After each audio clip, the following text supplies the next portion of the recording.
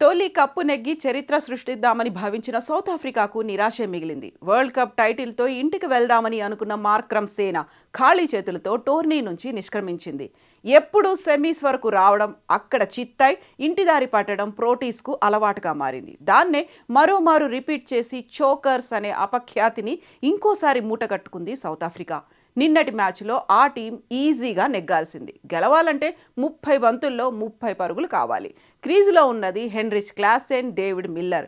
Klaasen కాక భీకర ఫామ్లో ఉన్నాడు. 27 బంతుల్లోనే హాఫ్ సెంచరీ మార్కును దాటేశాడు. అప్పటికే 2 బౌండరీలు, 5 భారీ సిక్స్లు కొట్టాడు. ఇక అటు మిల్లర్ కూడా క్రమంగా జోరు పెంచసాగాడు. దీంతో కప్ ఆ టీందేనని అంతా అనుకున్నారు. బాల్కు 1 రన్ చొప్పున చేసినా నిన్న ఈజీగా నెగ్గేది సౌత్ ఆఫ్రికా. కానీ ఒత్తిడికి చిత్తై ఎక్స్పెక్టేషన్స్ను అందుకోలేక ఓటమి పాలైంది. క్లాసెన్ అవుట్ అవ్వడం, ఆఖర్లో మిల్లర్ కూడా చేతులెత్తేయడంతో కప్పుకు ఆమడ దూరంలో ఆగిపోయింది ప్రోటీస్. బుమ్రా, హర్ష్దీప్ సింగ్, హార్దిక్ పాండ్యా అద్భుతమైన స్పెల్స్ వేయడం, ఆఖర్లో సూర్యకుమార్ యాదవ్ స్టన్నింగ్ క్యాచ్ అందుకోవడంతో భారత్ ముందు సఫారీలు తలొంచక తప్పలేదు. అయితే మ్యాచ్ టర్నింగ్ మూమెంట్ అంటే క్లాసెన్ అవుట్ అనే చెప్పాలి. 17వ ఓవర్ తొలి బంతికి పాండ్యా బౌలింగ్లో పెవిలియన్కు చేరాడు.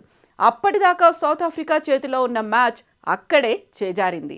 అయితే దీనికి అసలు క్రెడిట్ మాత్రం వికెట్ కీపర్ రిషబ్ పంత్కు ఇవ్వాలి. నిన్నటి మ్యాచ్లో సౌత్ ఆఫ్రికాను కోలుకోలేని దెబ్బతీశాడు పంత్. బ్యాటింగ్లో గోల్డెన్ డక్కా వెనుగు తిరిగిన అతడు కీపింగ్లో ఆకట్టుకున్నాడు. 2 అద్భుతమైన క్యాచులతో విజయంలో తన వంతు పాత్ర పోషించాడు. అయితే వీటికంటే కూడా క్లాసెన్ను అతడు తెలివిగా అవుట్ చేయడం మ్యాచ్కే హైలైట్ అని చెప్పాలి.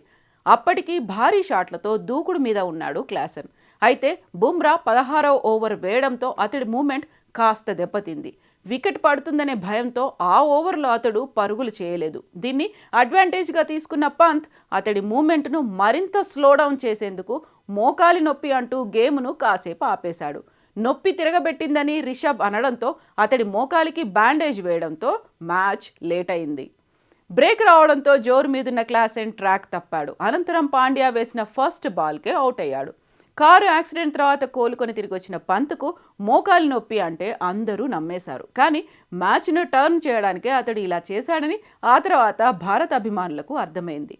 పంత్ గనక తెలివిగా బ్రేక్ తీసుకోకపోతే క్లాసెన్, మిల్లర్లను ఈజీగా మ్యాచ్లో ముగించేవారు.